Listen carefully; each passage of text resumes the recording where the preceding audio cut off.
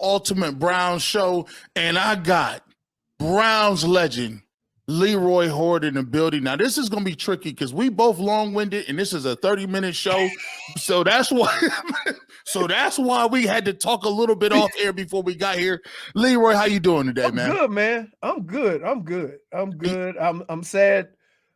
There's only one football game left in the season, not because my teams are not in it, but because just talking about football on a weekly basis with your friends, with your family, with your boys is like, that's 6 months of pure joy.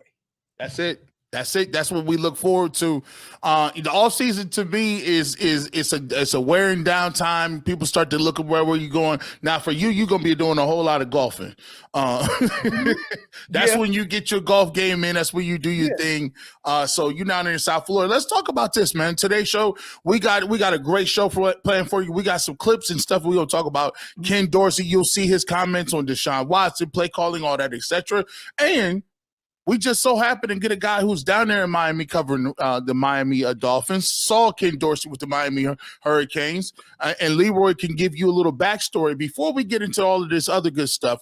A little bit. What are your impression about Ken Dorsey? I know you saw you had the game where he was playing against the Dolphins. He went crazy, destroyed the whole clipboard. Right. What are your thoughts on Ken Dorsey, and what offenses did you see down there playing those guys twice a year? By the way, the most excited I've ever seen him. Really? So let's keep in mind, when he played, he was calm as cool as the other side of the pillow. Even kid. Right.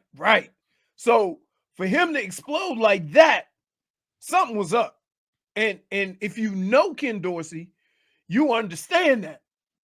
So it had something wasn't right? And when you know the circumstance of the game, you know, like sometimes as coaches or as a player, right? You know, the coach expects you to understand certain situations, right? As a quarterback, you are expected to understand certain situations in a game, right? You're in a 2-minute drill. Is it better to throw this 3-yard pass or just throw it out of bounds, right? These are the things that they expect you as a leader of the offense to be able to understand. So with all that chaos going on, with all this stuff going on, I think as a quarterback, Ken Dorsey got frustrated at that situation because you're probably talking about a guy who that would never happen to. Yeah. You see what I'm saying? And that's probably where he just lost his mind. How can a quarterback not know in this situation what to do? Now, sometimes you lose track of time.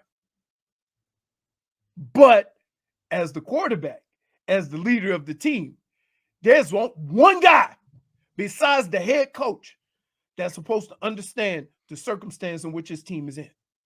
Supposed to be dialed in, and it's the quarterback. Right. Josh Allen in that play, where if you guys are wondering what we're talking about, that play where he infamously goes and is destroying his clipboard in the press box.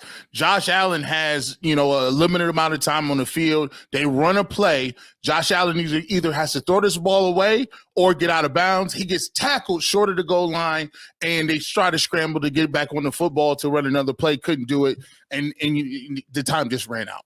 Right. That's it. Which, again, you gotta be. Listen, if a running back do that, he's a running back. A wide receiver catch it and try to get more yards without going out of bounds. Okay, there's one person on the football field at all times that has to be on point when it comes to those situations, and it's the quarterback. The person off the field is the head coach. We got a little something from the guy who was calling the plays last year, Kevin Stefanski. He spoke first, didn't give us much, but he did talk about some of the different things that different coaches that have left him and moved on, and some of that he didn't tell us about the play calling. We'll hear from Ken Dorsey what he has to say about that. But first, let's get to Kevin Stefanski and what he thinks about the coaching staff and the hires in general. Now, Leroy, you take it. He said a mouthful there. First of all, which is amazing because right. Kevin Stefanski don't talk that much, but the one thing I'll say about Kevin Stefanski, no matter what's going on around him, that's the way he talks. He don't overdo it one way or another. And I got to tell you, in Cleveland, that's tough. We all about hyperbole up here. We are, you know, and we talk about they missing some guys. Let me get your reaction on position coaches. We talk about Stump Mitchell, the tight ends coach. Bill Callahan's moving on. Bill Callahan is going to be the one that hurts the most.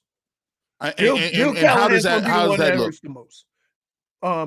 Understand why he's going, and I think that if any of us had that situation, right, you'd be very fortunate that the organization would allow you to leave. They didn't have to let him. They didn't have to allow it, right?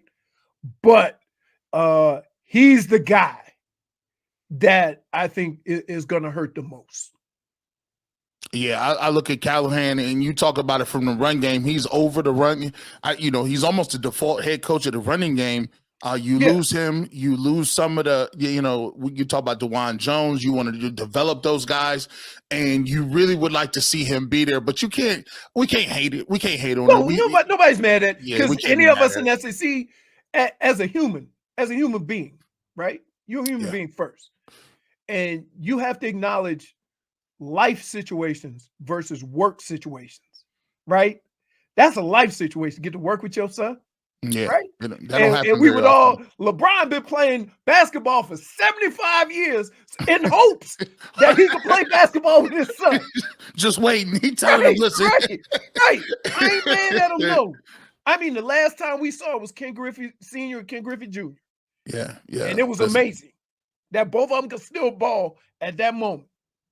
Yeah, it just listen, just to get that, just to be able to do that, that's a blessing, and I don't begrudge him. I think that I think he's going to do well here.